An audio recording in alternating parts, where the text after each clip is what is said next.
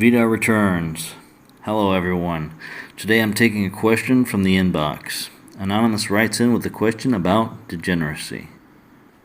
The question reads as, it took a long time for humans to evolve to where we are now.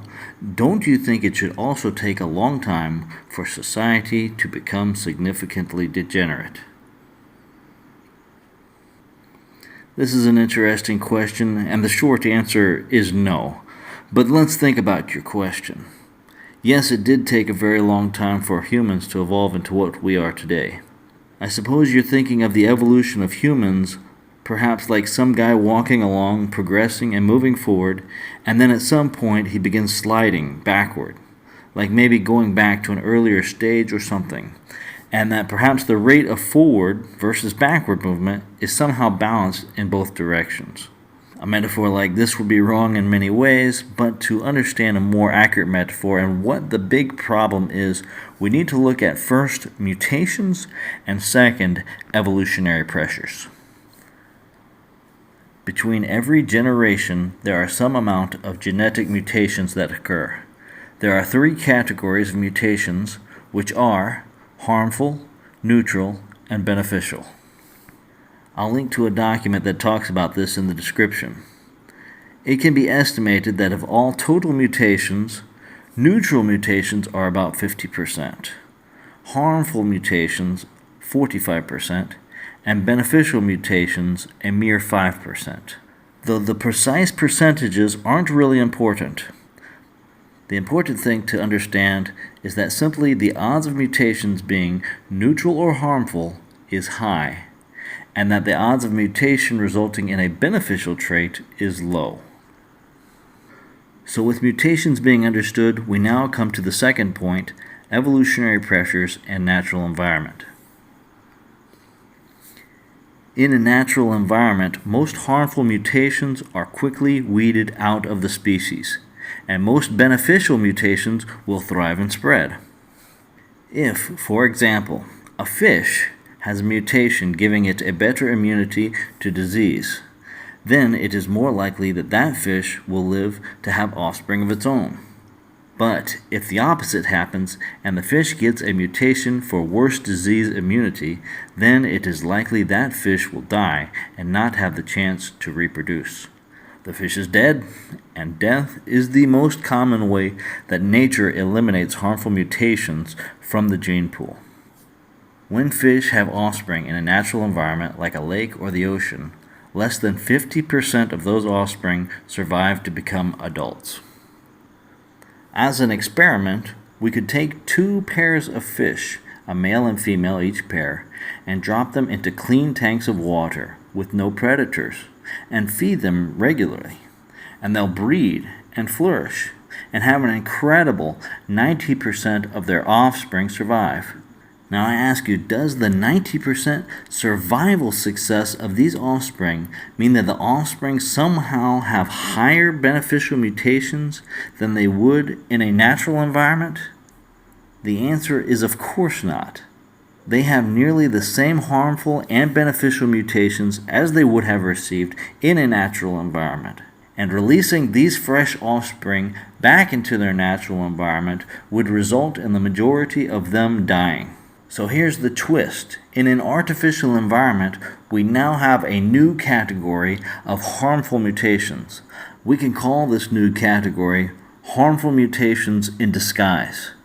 So what used to be 45% harmful mutations, we can now divide into two categories, an estimated 10% harmful and 35% harmful in disguise. Living in an artificial environment allows far more of the offspring to survive, and there are no strong evolutionary pressures. Because of this, many offspring with harmful mutations in disguise can grow to be full adults. Now, let's keep these fish in the tank for a bit longer, remove the original parents, and let the offspring grow to be adults and have offspring of their own. An amazing 90% of the offspring survive again. But something is happening that we aren't able to visually see now. It requires some math to understand.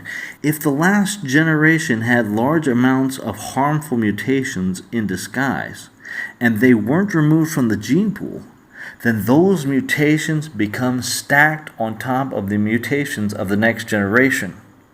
With every generation, these harmful mutations in disguise increase. And in an artificial environment, there is nothing to remove them from the gene pool. Over many generations in an artificial environment, the gene pool eventually becomes flooded with these harmful mutations in disguise. As a side note, in an artificial environment, of course, there will be beneficial mutations as well, but because of the small probabilities of beneficial mutations, they cannot compete with the sheer number of harmful mutations that will occur. By now, I hope you're beginning to understand how this relates back to the human species and the danger that is growing. It's true that as humans, we don't live in an entirely artificial environment. Thankfully, the technology for an entirely artificial human environment hasn't been invented yet. Nonetheless, we do live in a semi-artificial environment, and the impact of this may be bigger than we think. In the year 2003, a heat wave in France killed 15,000 people. 15,000 people died because they simply didn't have air conditioning. Think about that for 1 second. Humans are living too disconnected from nature, and it's rapidly threatening the very existence of our species. Around the world, more and more women are giving birth via Cesarian section. 1 out of 3 births in the USA are now done through Cesarian section, and the numbers are growing every year. It's regretful for me to say this, but if a woman is unable to give birth through her vagina, then she is severely degenerate. She should not be having children. Please do look up the alarming statistics of cesarean births. Links in the description. Now, going back to the story of the fish, in a natural environment, many offspring die.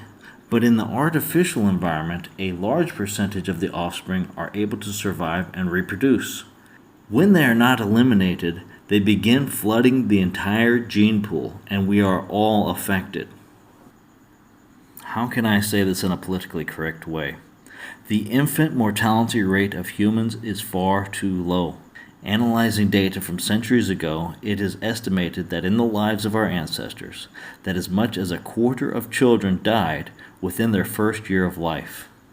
Honestly, that is a sad reality, but in the end, it is literally the choice between that and species extinction, because that's the direction we are heading. Degenerates flooding the gene pool will destroy us all. At some point, none of us will be able to survive with nature. Children today are being born in an artificial environment of medicine and vaccinations. Immunities to diseases are decreasing with every generation. Children have physical deformities like defective spleen, infected appendix, missing anus, and dozens more degeneracies. Children that would naturally die are being surgically modified to allow continued life. These individuals have harmful mutations and yet walk among us as normal people. You cannot identify them in a crowd. They could be that person that was flirting with you yesterday, then you go on to have children with them, and this is how it floods the entire gene pool, and we are all negatively affected. I want to conclude by saying this. I'm not saying that we should go back to living in the jungle, and I'm not saying that we should throw away all medicine and technology. There can be a healthy balance between nature and technology, but instead of perpetuating the inferior qualities of man, technology must be used to enhance the superior qualities of man. Be the superior human. Stop looking for a mate with the biggest chest and ass. Instead, maybe try looking for a mate with higher genetic qualities. For more on this topic, you can chat with me on the Matrix Network. Follow me on the Steemit and Minds networks. Also, if you haven't already, go watch my previous video on the Church of Egalitarianism. Links in the description for everything. I wish blessings to all my brothers and sisters. Vidar returns.